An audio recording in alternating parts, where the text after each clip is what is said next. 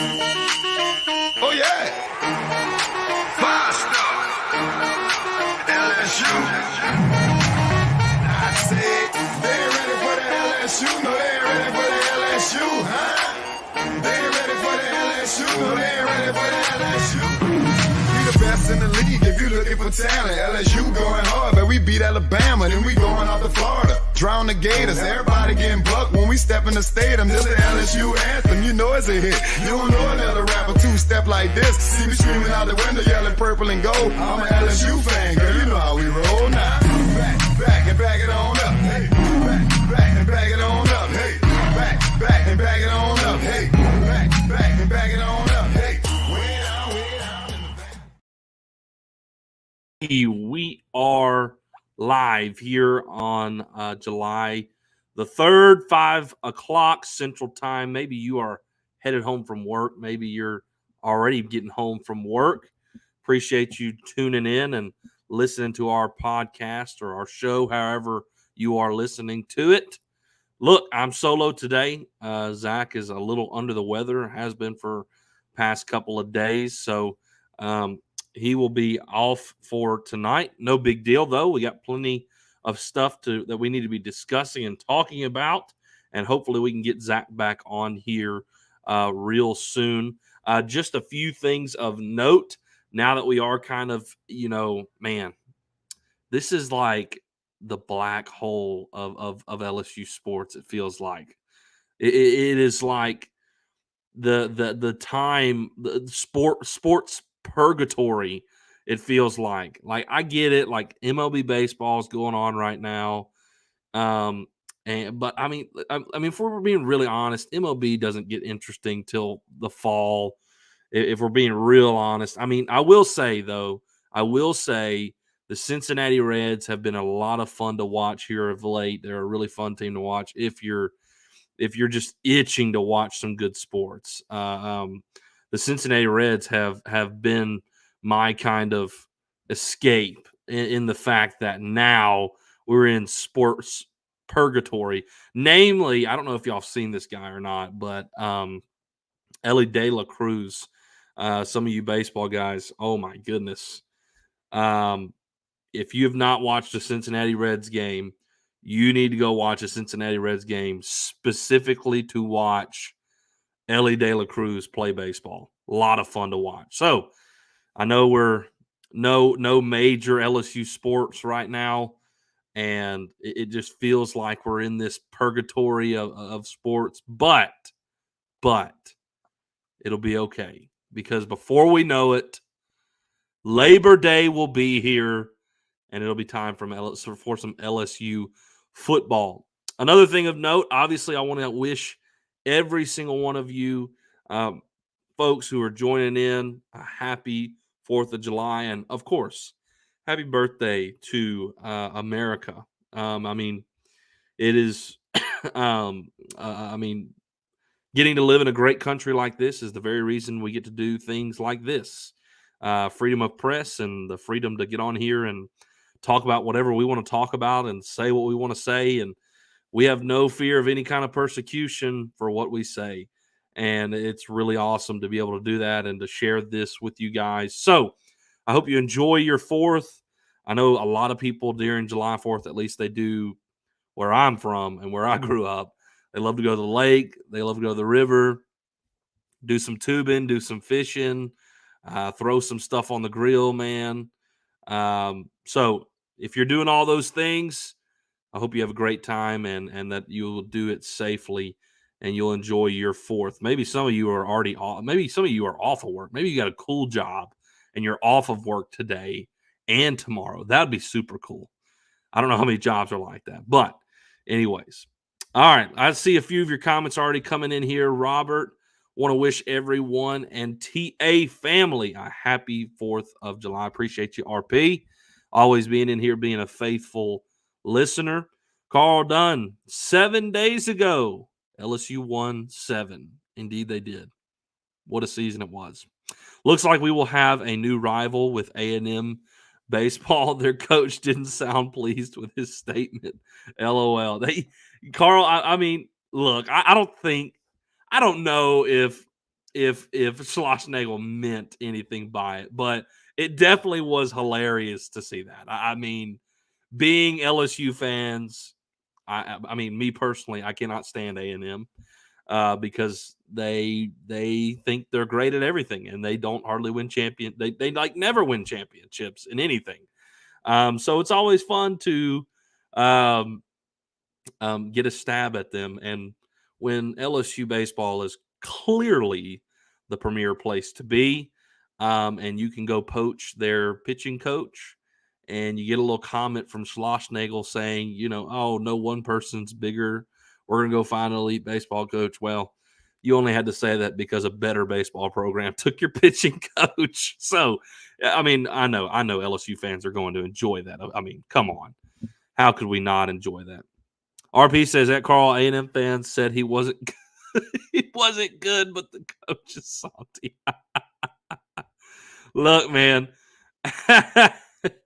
the idea that Yeskie is not a good coach is, yeah, wow.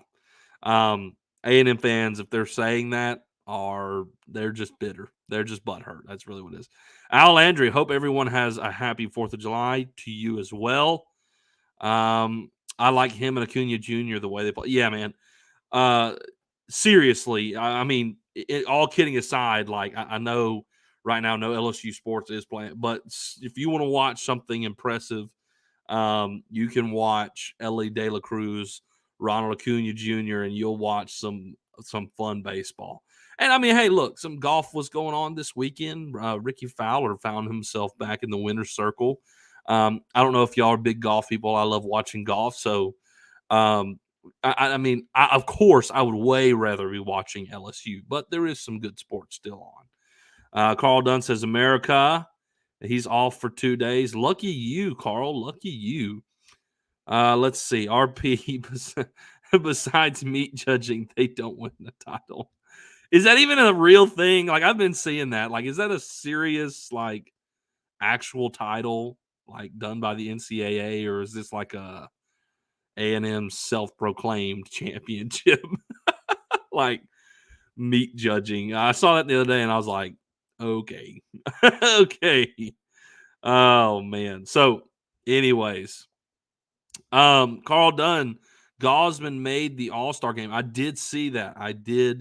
And kudos to him. I mean, LSU Tigers are just winning in everything. I mean, NFL, MLB, NBA. I mean, I don't know if y'all saw Naz Reid got a really nice contract the other day with the Timberwolves. So really happy with him. Zach has made his way in here. Might be down, but I'm still supporting. Appreciate you, brother. Appreciate you getting in here. Internet and stomach issue. Oh boy, internet's back at it again. Not only he's got stomach problems, he's got internet problems as well. Jeez.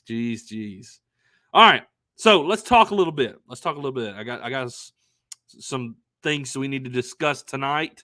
First of all, we'll talk about the pitching hire. It's a great pitching hire, and we'll get to that. Secondly, we'll talk a little bit about football and summer workouts, and all things LSU as we kind of start to turn our attention to football and Brian Kelly and year number 2.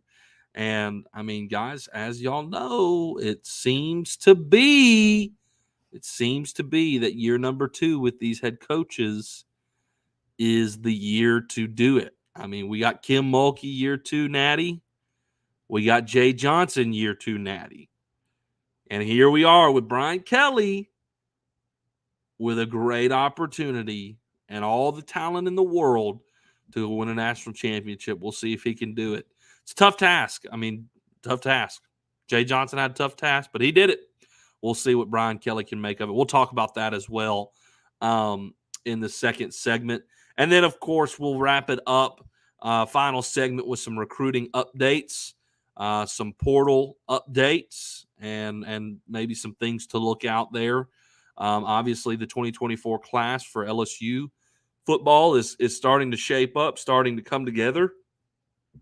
Recently got a commitment this week from an offensive tackle. We'll talk about that as well.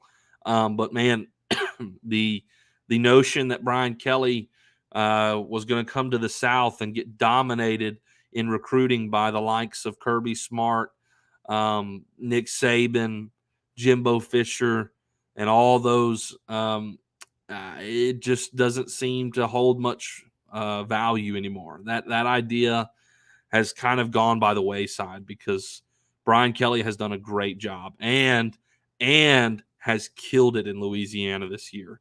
And he's not done. I don't think he's done in Louisiana yet. I don't think he's done. There's still a big old player that we would love to get out of the state of Louisiana, and LSU's right in the mix for it. So let's talk about the pitching hire real quick. Nate Yeskie. So, when the news broke that Wes Johnson was going to be the head coach at Georgia, and he would be leaving the program, of course, we all begin to speculate. All right, well, what's next? Who's next? And you kind of knew it was going to be hard to follow up what happened last year with Wes Johnson. I mean, I thought Jason Kelly did a great job under Jay Johnson's first year. Considering the staff that we had, it really wasn't that great. And I think Jason Kelly did a great job, and he landed himself a head coaching position at Washington.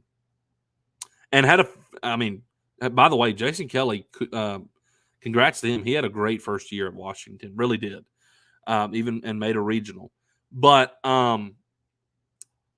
then you go out after losing Jason Kelly and pull Wes Johnson, one of the best pitching coaches and very well known from a Major League Baseball team, and bring him to LSU. And it wasn't like he was on some team that was dead last in their division.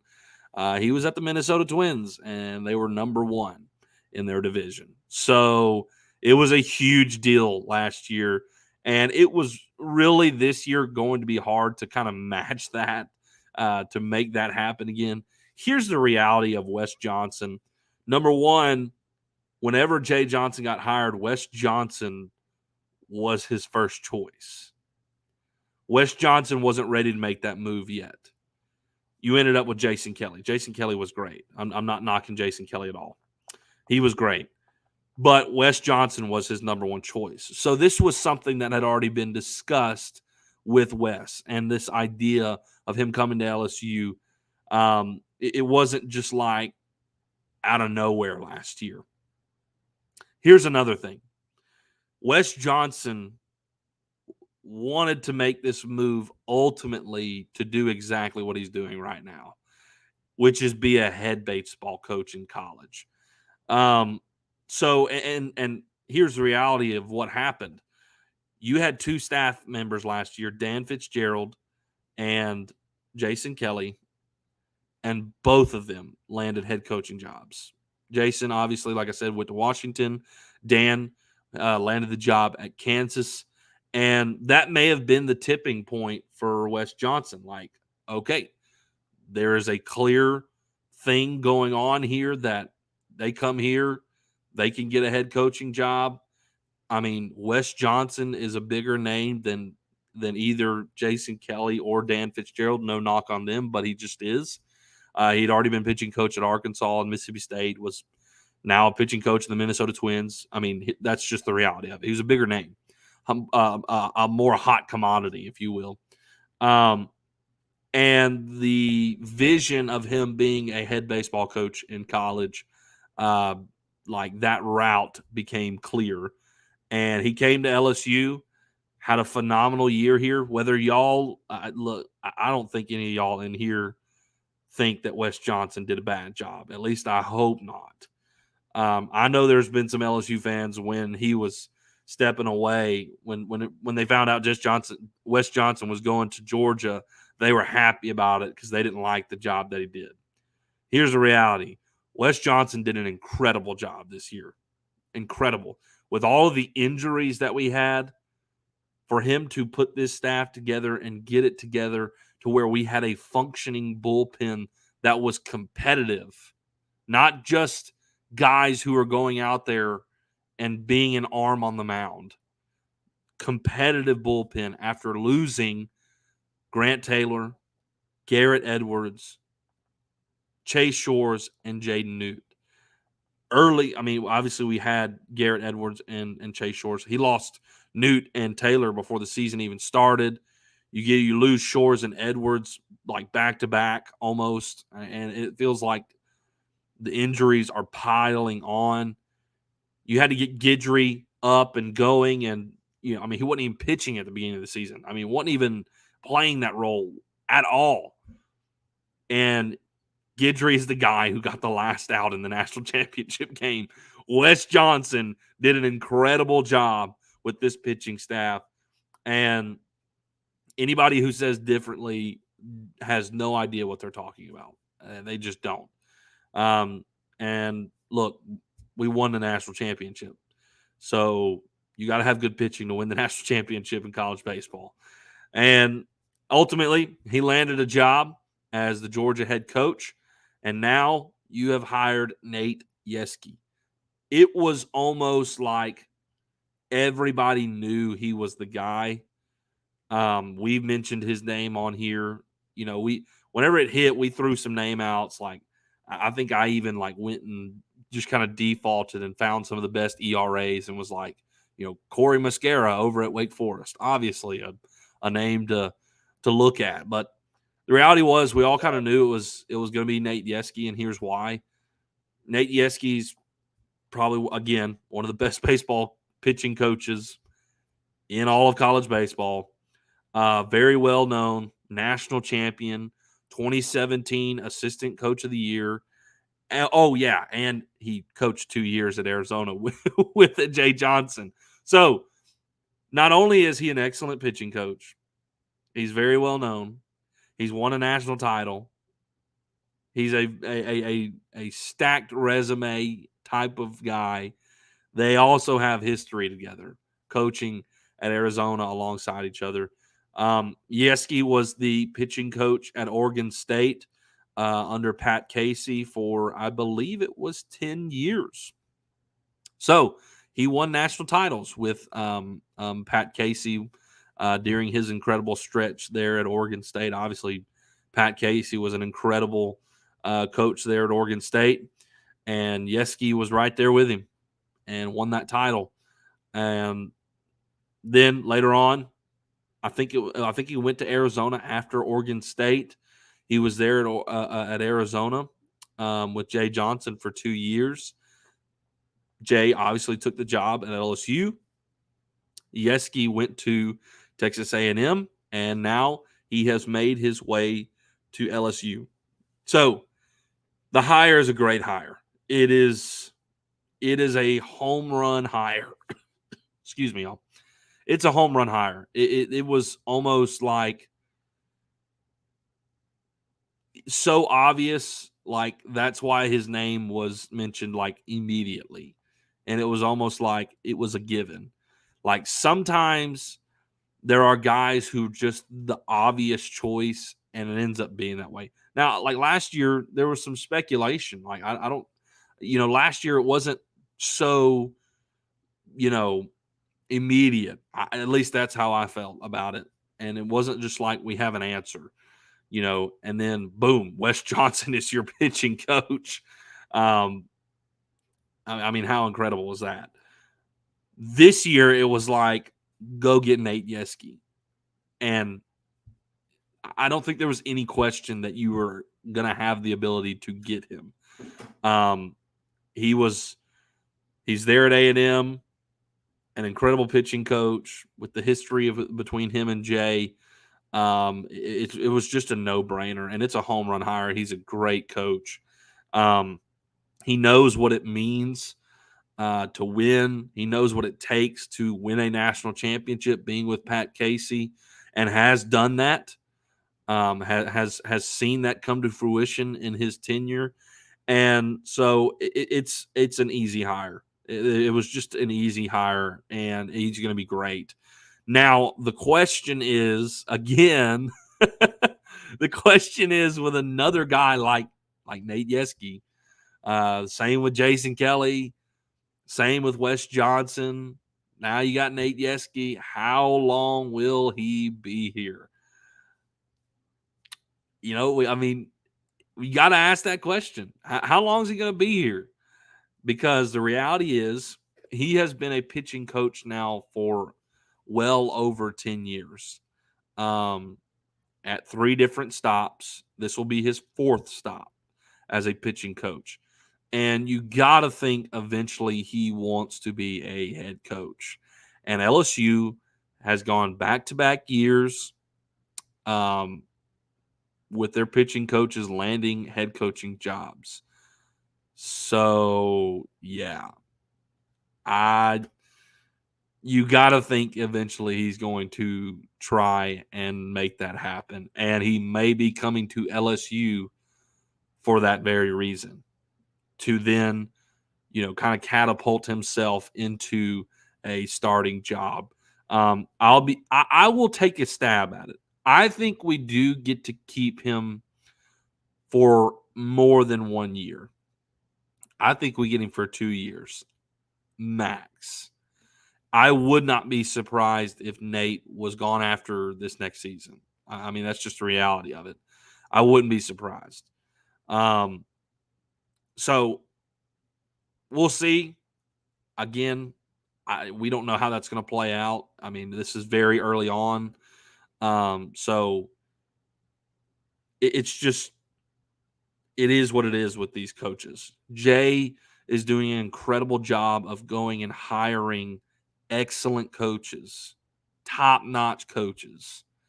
And I'm okay with it. Like, if he wants to go hire the best of the best, and the negative to that is that they leave and go take bigger jobs, so be it. Look, that's what Nick Saban does and has to do all the time because he wins. He's a great coach. He's at the top of college football year in, year out. So assistant coaches at Alabama are going to get hired all the time to other positions. Sarkisian, Kiffin, O'Brien. I mean, the list could go on. Kevin Steele. So the reality is that it's going to happen eventually. Just win. It's not an if, it's a win. So again, trust Jay Johnson fully to make another great hire if Yeskie's gone after 1 season. But in terms of the hire for this next season, great hire, home run hire. It was a no-brainer. So I have no problem with it. I'm thrilled with the hire, and I think it's going to be great. I see some of y'all's comments coming in here about it. Let's see here. Ryan, I don't know why Nate didn't follow Jay to LSU the first. That's a good question, and I don't know the answer to that either, Ryan. I just maybe it was Jay wanting to hire his own staff and start clean at LSU. Maybe Nate had already accepted a job. We don't know. RP Ryan, supposedly he took the job before Jay got hired by LSU. Didn't want to back out. There you go. Let's see. Ryan says Jay is making a strong coaching tree. No doubt. And that's kind of what I was what I was getting at there with the whole Nick Saban thing is like, you're winning. You're going to hire good coaches. They hire good coaches and you're going to keep winning. They're probably going to keep taking jobs. It's just the way it goes. 2 years max, especially if LSU wins another championship. I agree. Definitely. I think that 2 years is his max. And again, I would be surprised. I would not be surprised at all if he was gone after 1 year. Can we get Josh Jordan a head coach job? Great recruiter, bad third base coach. Guys.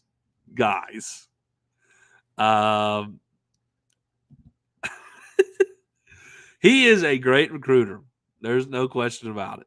But man, he makes some questionable calls over at third base every now and then. I mean, brutal. brutal calls. And I don't know if he's. I mean, y'all tell me if I'm correct me if I'm wrong or let I don't know. When he was at Duke, did he coach third base? Like, is this a first time thing for him? Because it looked like it was his first time doing it. I mean, it was rough. It was rough at times. I mean, look, in the end, one example in particular, the most recent one, was the final game of the season when we won the national championship. In our 6-run inning, it should have been 7. Now, in the long run, it didn't matter because we scored 18 runs, but it should have definitely been a 7-run inning because he put the stop sign on Tommy. Tommy had already rounded third and was about 15 feet off of third base on his way to home. And the right fielder was just then picking up the ball. Like Tommy could have jogged. He could have stood up. Like, he didn't have to slide into home. Tommy could have easily gone and stepped on home plate without a slide at all. Like, I mean, just brutal. Brutal. Jay is most comparable to a save or a BK. I don't disagree. I mean, I really don't. Ryan says some of that is on the runners too. True. There was some bad base running this year. 70-30 Jordan base runners. Okay. There was some bad base running this year. In fact, I would say it was probably our worst part of the game was base running because boy, that we made some blunders sometimes. I mean, Joe Bear was amazing this year, but there was 2 or 3 times that dude made some brutal mistakes on the base pads. So I'm not sure he got some dudes for sure. Yeah, no doubt. That's mainly why that's mainly why he's here. That's mainly why he's here, is to recruit. They might reevaluate what they do over at third base, though. I would not be surprised if Jay Johnson reevaluates what they do at third base, though, because he's a detailed guy. Jay is a details guy, and there's no question in my mind that there was sometimes he was upset about it. In fact, I know there was at least one time that it was caught on camera that he was upset with Josh Jordan with a decision he made. The third out was made at third base, and it was Joe Bear. I can't remember what game it was. It was in Alex box. It was in Alex box, and I want to say it was against Tennessee, and it was just a brutal mistake. I think it was a base hit up the middle. Joe Bear was coming from first, and they decided to send him from second to third, and the center fielder was the one fielding the ball, and he got thrown out. And I think that's what it was. That may not be what it is. Don't quote me on that. But when he got thrown out and it was the last out at third base, they panned to the dugout and they caught the moment Josh Jordan was walking in, and Jay had some words for Josh Jordan. He had some words for Josh. A few choice words and a "what are you doing" type of conversation with Josh. So yeah. RP, I say we get Mark Wanaka a shot at third base. I would not be against that at all. He did a great job over at first. Sending Trey home and almost getting hurt sticks with me. Yeah, that too. That as well. So yeah, I mean, I hate to end this on I won't end it on a bad note, but they may reevaluate that. But look, the reason we got on that topic is that Jay is hiring great coaches. Coach Jordan, Josh Jordan, he is there. To recruit. He does a great job at it. I mean, an excellent job. And did a great job at Duke. He's going to do a great job here.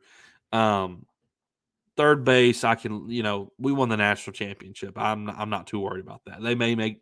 They may decide to make a change there in the offseason. Doesn't bother me at all. I don't think it's that big a deal. But in terms of the pitching hire with Nate Yeskie, Jay Johnson does it again. Goes out and hires an incredible coach. And what more did you expect from him? I mean, we knew he was going to make a great hire. I will say this about the hire, though. Man, this season, we easily had like the shortest coaching staff in the country. Had to have. I mean, Jay, Wes, and Josh are probably all about the same height. What are they, like 5'6", 5'7", all of them? I mean, all of them are short. Short. Nate Yeskie will help us out a little bit with the height advantage in terms of coaches. I mean, man, we had a short coaching staff this year. A few times I looked at it, I was like, why are we got this? And man, it kills y'all. This kills me. We got to get Jay some better baseball pants for that man to wear. I mean, brother has got to have his belt loop on the furthest it can go to help hold them baseball pants up, because he ain't got the right size. We need to get him some baseball pants that fit him, because brother got some baggy pants on every game. I mean, am I wrong? So Nate Yeskie will help us out on the height of our coaches, because man, it was brutal this year. We was rocking some short kings at the coaching positions this year. All right, let's see. I'm trying to look at a few more comments. Let's see. Now that you can pay a third coach, oh, absolutely, and that was the right decision. I am so glad that finally was put through. It should have been put through a long time ago, and I'm surprised it took the NCAA this long to do it. I'm not surprised it took them this long, but so the one early in the season, Robert, I think it was against Texas A&M or someone around that. Okay, y'all are still talking about stuff that happened with the third base. All right, guys, that's all I got for the pitching hire. We're going to take a quick break here, and when we come back, we will discuss summer workouts, things LSU football, kind of start turning our attention to football and football season. And so we'll talk about it right after this. 5-Star Hero, your intro and outro music for the Tigers Avenue show. They ain't ready for that LSU. Go check out all his other music on all the major platforms. Don't forget to follow him on Instagram at Saints Anthem and at Twitter at One Nation Doty. Don't forget to check out his Facebook page for all his Saints and LSU merchandise. Can't get any better than Sarah Klein Stevens, attorney at law. Her firm focuses on the needs of the elderly and maintaining their dignity throughout the process. Here for you, here for your family. Sarah Klein Stevens, attorney at law. All right, right back at it here in the Tigers Avenue. Second segment here, summer workouts and all things LSU football. Guys, LSU baseball season came to a glorious end, and in the triumphal way that it did, landing our 7th championship in men's baseball. Man, but now we turn our attention to the college football world and Brian Kelly and this LSU football team that has some serious potential, some lofty expectations. And look, maybe the pressure's on Brian Kelly a little bit. Kim Mulkey in her second year won a title with LSU. Sorry, y'all. I am holding Luca again. So he got a little restless, but I think we're good. But look, Kim Mulkey won a title. Second year. Jay Johnson won a title second year. And now Brian Kelly is making his way into his second season. And man, it feels like the pieces are there. To make it happen. So it is going to be really interesting this year to see how it unfolds. Because, man, if Brian Kelly ends up pulling off a national championship his second season at LSU, I'm going to, like, bet the house on Matt McMahon winning it all, right? No, I'm kidding. I mean, I think Matt McMahon's second season at LSU is going to be a lot better than his first, but I definitely wouldn't bet that Matt McMahon's going to get the same luck that some of the other second seasons have been facing. So let's talk about a little bit about football. Summer workouts are going on. I love their summer workout program. I think it is awesome. They have what they call SWAT, and they have SWAT team leaders. And man, the way Brian Kelly does it, I guess it's really Jake Flint doing it. Which, by the way, I think Jake Flint is a huge piece of the puzzle to this staff. Last year we talked a lot about Tommy Moffitt and his tenure finally coming to an end at LSU, and what that impact's going to look like. Look, guys, the reality was I think it was time for him to move on.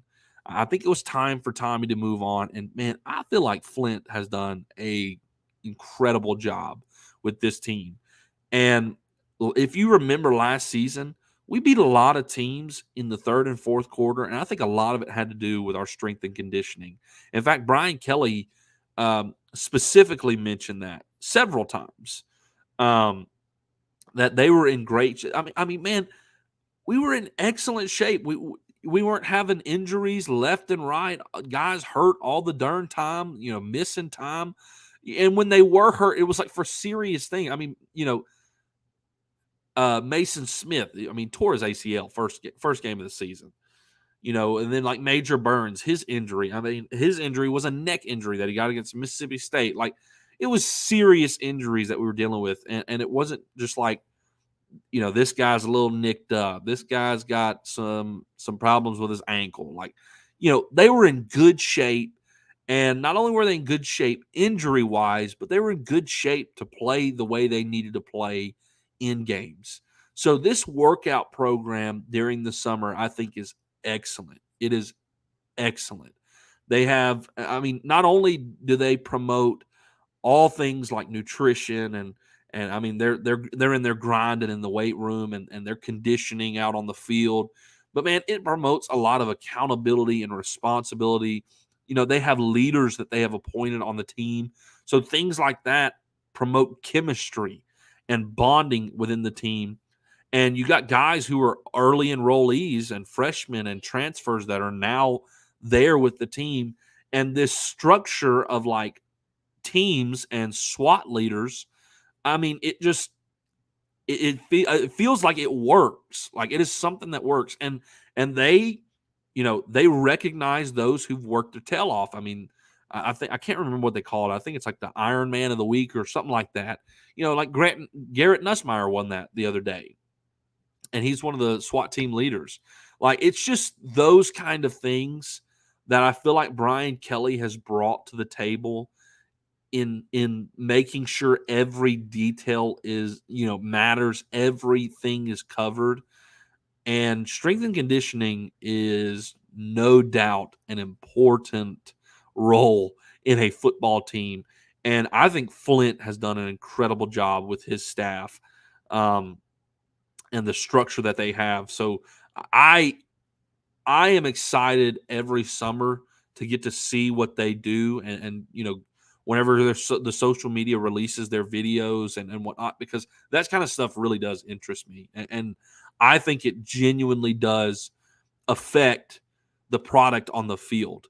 They are putting the work in, and not only are they doing that, they are creating bonds between the team, chemistry between the team, leadership within the team, accountability, responsibility. It's just great stuff. Great stuff. So there's that with the summer going on, and they're getting in shape for this football season. And they're going to need to be ready because, game one, you got to you may have the biggest game of your season, game one. And so you got to be ready to go from the jump, man. You got to be ready to go from the jump. So it's going to be important that this summer they get themselves in shape. And man, I think they're going to do it. I have no concern whatsoever about strength and conditioning and injuries anymore, because it just last season really impressed me. I think that was one of the biggest things that stuck out to me from one staff to another, was strength and conditioning, and I was very impressed last year. Let's see here. Is this Chili? Is that your name, Chili? I don't know if you've been in here before. If you're a first time guest in here, Chili, appreciate you stopping in and listening to the show. Have you heard about any players who have been standing out? Not in particular. I mean, I really haven't seen any names of anybody in terms of summer workouts of anyone standing out. The only one that I have heard is Garrett Nussmeier, which is really encouraging. Which I want to talk about. I want to talk about Garrett Nussmeier here in a little bit. But reality is, Chili, no news a lot of times is good news. I mean, in terms of spring football, summer, like no news is good news in the spring and the summer, like really good. And I don't know about y'all, but there was like nothing going on during the spring. I mean, they were out there practicing, getting ready for the spring game. Spring game happened. They looked great. Garrett Nussmeier looked great. Jaden Daniels looked great. Kyron Lacey looked great. I mean, no news is good news. So don't take that as a negative. Like, you could have a lot of bad news going on, if you know what I'm saying. But I mean, like with Coach O, it felt like spring was extremely busy and it wasn't great all the time. So take that for what it's worth. Ryan says there's so much calm coming out of the football team. I mean, point exactly, Ryan. I mean, literally what I'm trying to get at here. It's like there is what's so cool about Brian or BK and what he was talking about in the spring and a lot of his press conferences when they were going through spring practice and getting ready for the spring game is the difference between last year and this year. Last year they were teaching them how to practice, and that took a lot. You were building a culture, putting together a culture, changing their thoughts, trying to align their thought pattern with their plan and how they wanted to do things and how it needed to be run. And that's a lot. I mean, that's a lot going on. And this year it was like, man, we could just go out there, practice, do our thing, and there was no news. And that's great. I mean, man, they got out there, practiced, did what they needed to do. I mean, I know our spring game is a little bit different than others, but I honestly like the way they did it. And I thought it was exactly what we needed. And I think during this summer, it's been exactly what they need. I mean, just preparation, get yourself ready. And there's no distraction going on. It's just like they know what they're trying to do and they're out there doing it. And it's great. It really is. So I want to talk about a few things with the football team. Very general, very broad in this segment as well. A few things, like key things that I want to point out. Number one is I already mentioned Garrett Nussmeier. And, this news came out during the spring when we were in the middle of baseball season. And so we didn't get to talk about it as much. But I want to focus on this one thing. Is Garrett Nussmeier deciding he is going to stay with this program, knowing Jaden Daniels is the guy? It is a huge deal, culture-wise, and in the era of the transfer portal, to get a guy like Garrett Nussmeier to stay. Garrett Nussmeier has all the potential in the world. Got a cannon of an arm. We all know it. And he can move around a little bit too. He's not like a statue stuck in the pocket.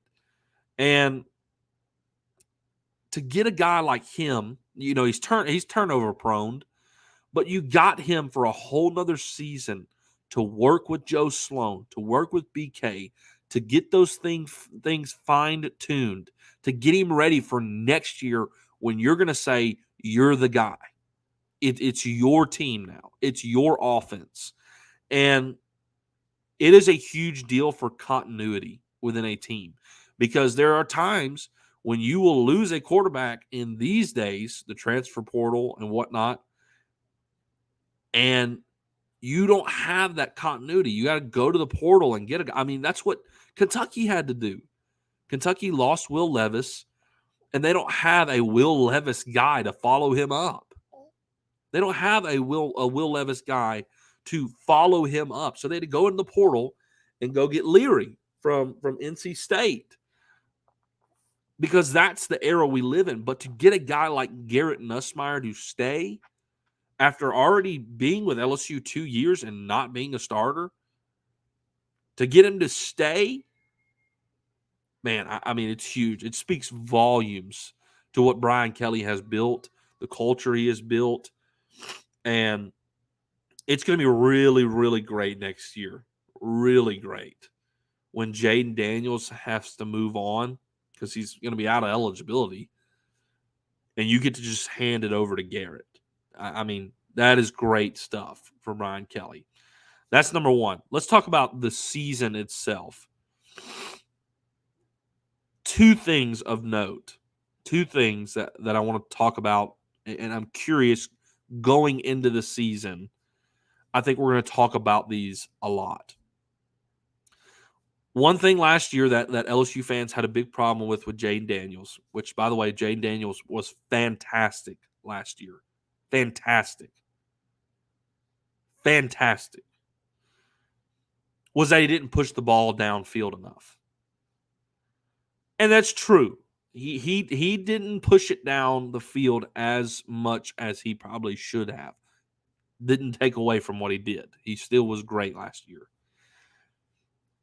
Man, I have seen so much stuff on Jaden. Number one, he has put some size on him.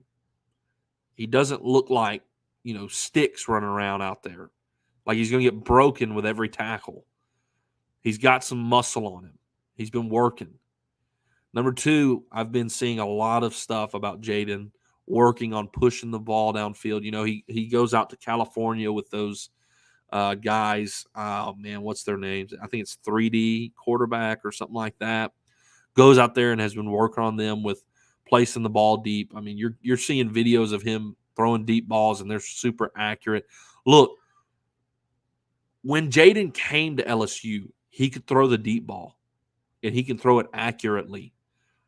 I think there was a bit of shyness last year, a bit of reserve last year not to make a mistake, being in a new offense, being in a new system. And so there was a bit of reserve from him letting loose in, last year. Now he's been in the system. He's been a whole season. He's worked through the spring. He's there this summer. He'll go through fall camp. And he's going to feel a lot more comfortable in this system that Brian Kelly and the offensive coordinator have put together. Man, why am I drawing a blank on his name? Man, I know Matt House is our defense coordinator. I am drawing a complete blank on our offense coordinator name. Y'all remind me of his name. It's the Cincinnati guy. Why am I forgetting his name? Wow, I cannot believe I'm forgetting his name. But their system that they have put together, he is going to get a lot more used to it now that he's been in it. He's built chemistry with these players. He has built camaraderie with these guys. He's been around them, bonded with them. He's going to trust them more. I mean, he knows the talent that like guys like Malik and BTJ and Kyron are going to have. You got some incoming guys like Aaron Adams, who's going to be great. And you got Mike Denbrock. Thank you. Why was I drawing? I'd complete brain fart. Thank you, Robert. And then you have like the freshmen coming in that can make an impact too. I mean, guys like Jaylen Brown and Shelton Sampson, I mean, elite guys that can come in and make an immediate impact potentially. Like Jaden, I feel like is going to be so much more comfortable in the system now that we are going to see him let loose with the ball a lot more this season. I don't think it was that he did not have the ability to do so, because you go turn the tape on at Arizona State. He did it plenty, and he's not inaccurate with it either. I think last year it had to do with first year, new system, new coaches, little gun shy. And I think that's all it had to do. That's all it had to do with it.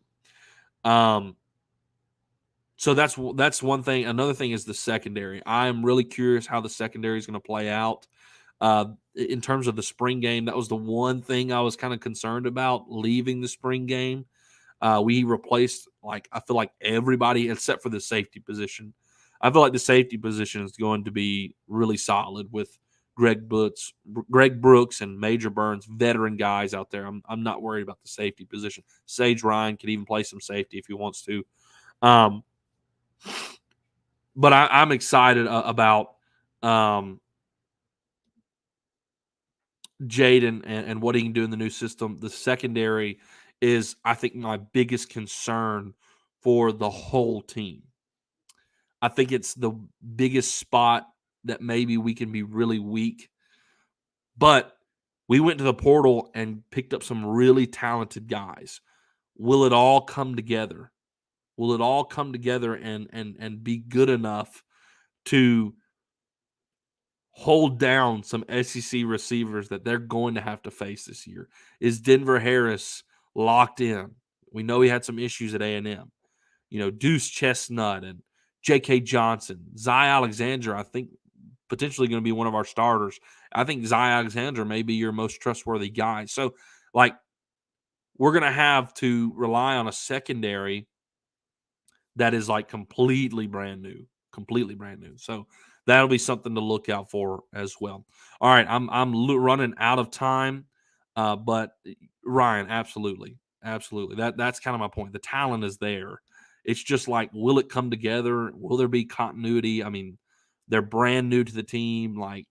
That is the danger with that's the danger with the portal sometimes. You can bring all these guys and talented, and it just doesn't work out. So, all right, I'm gonna hit another break.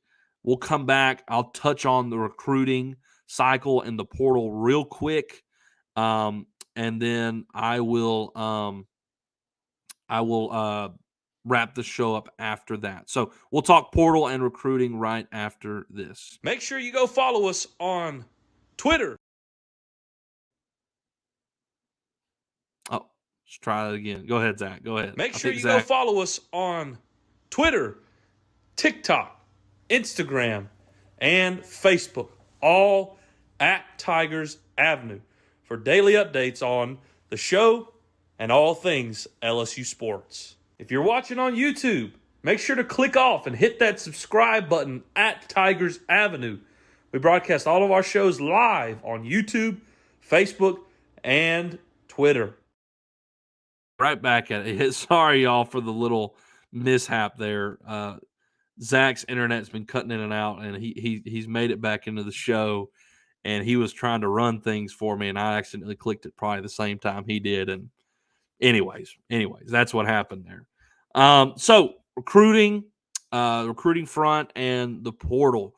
So a little bit on the recruiting front, guys. I think Brian Kelly is putting together another excellent class, and is going to do. I mean, he has done a phenomenal job in the state of Louisiana this year. And as I alluded to earlier, I don't think he's done.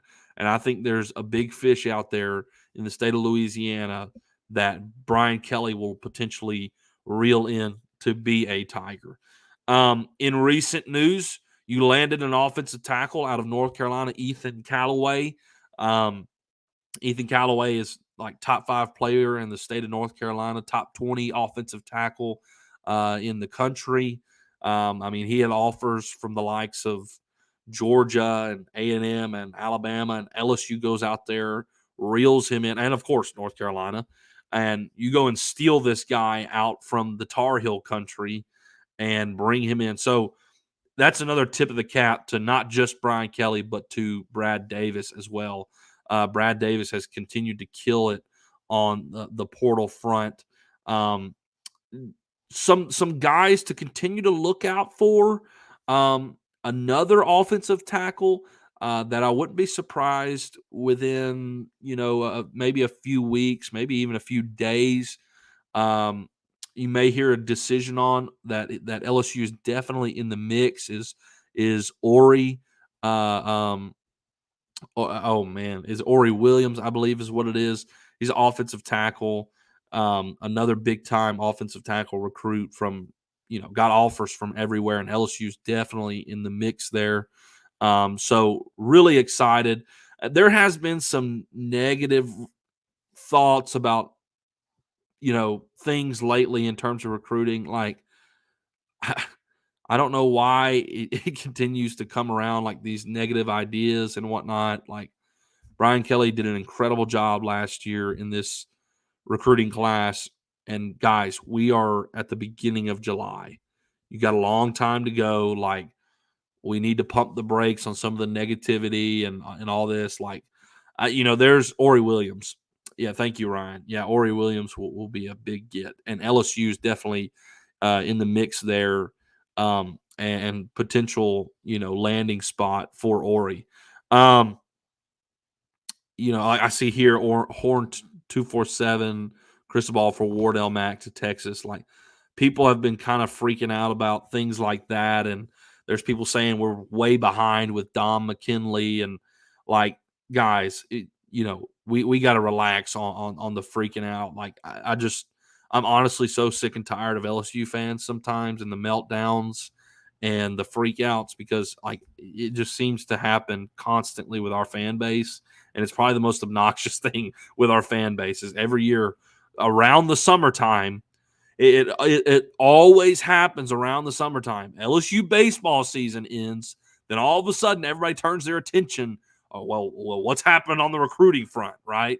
Because LSU football is right around the corner, and they want to know what's going on, anything LSU football. And really, the only thing going on LSU football during the summer is football recruiting.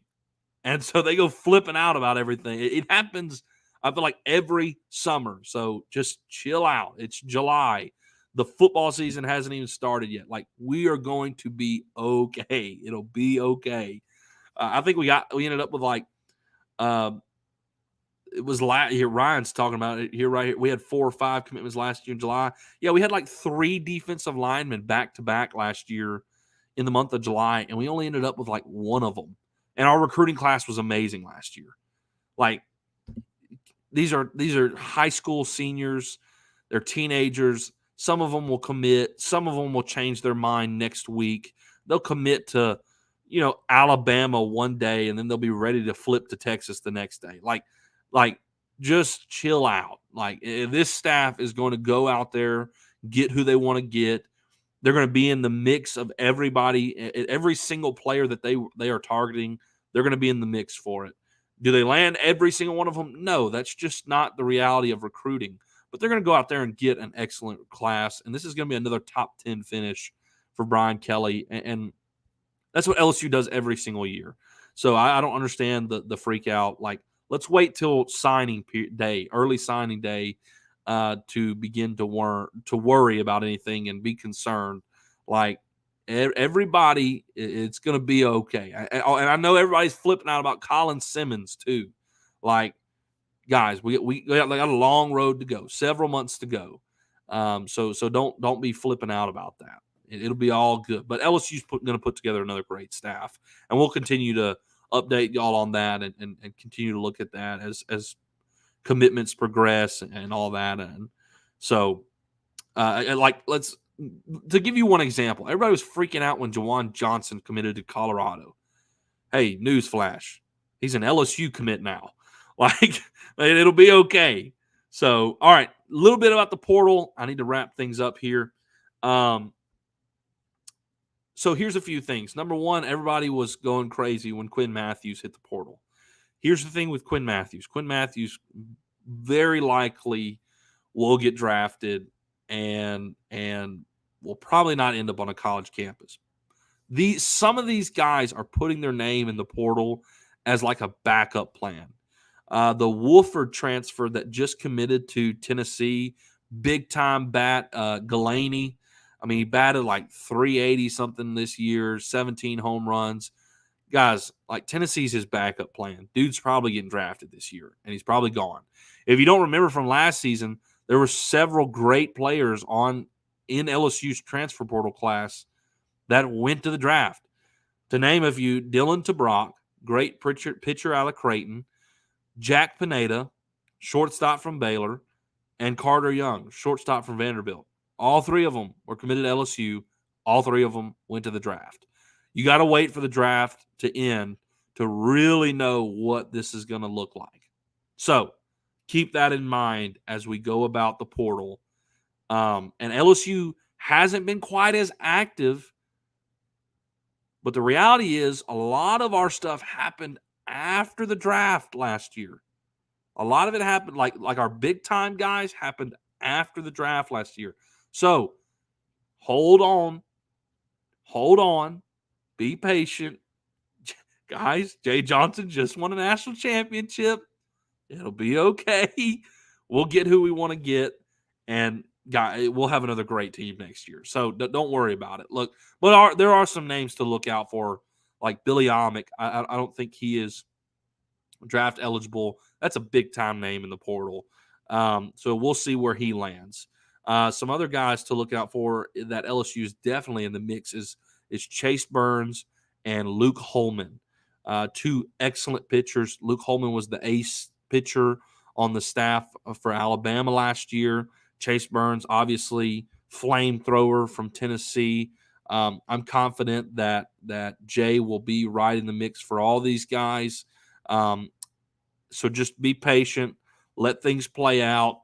Jay's got it under control. Last year we were calling him the Portal King. So let the Portal King do his work. Let him do his work. All right, let's get to a few comments there. Oh, appreciate that, Zach. Keep calm and let the Portal King cook. There you go. Perfect timing. Let me get to a few of your comments here, and then we will wrap this show up. Zach, what else we got in there? We're going to get Luke Holman or Chase Burns. Well, I do think we land at least one of them. If you land both of them, holy cow. Holy cow. You're talking Luke Holman, Chase Burns, Thatcher Hurd, Justin Lower next year. Jeez Louise. One more question. How did our pitcher improve their velocity so much last year? Is it something Wes did? I absolutely think it was something that Wes Johnson did. No question. And also some of the guys, it had to do with the system as well and where they came from. Like Paul Skeens, there's no question he got better because of, the major difference of what LSU is compared to what the Air Force is, the Air Force Academy. I mean, huge difference. Huge difference. Got anything else in there? I think that is it, guys. That is our recruiting and portal update. It's been a great show. Appreciate you guys hanging out. Hopefully Zach will get to feeling better, and we'll get him back in here next show, and we'll give you some more updates. Maybe we get some news in the portal, maybe some more recruiting news, and we'll talk all thing LSU sports. We'll see you next Monday. One show now per week until football season starts. When football season starts and picks back up, we'll go back to 2 shows. But we got 1 show a week, so we'll see you next Monday here in the Tigers Avenue. Appreciate you guys. 5-Star Hero, take us out. Peace. That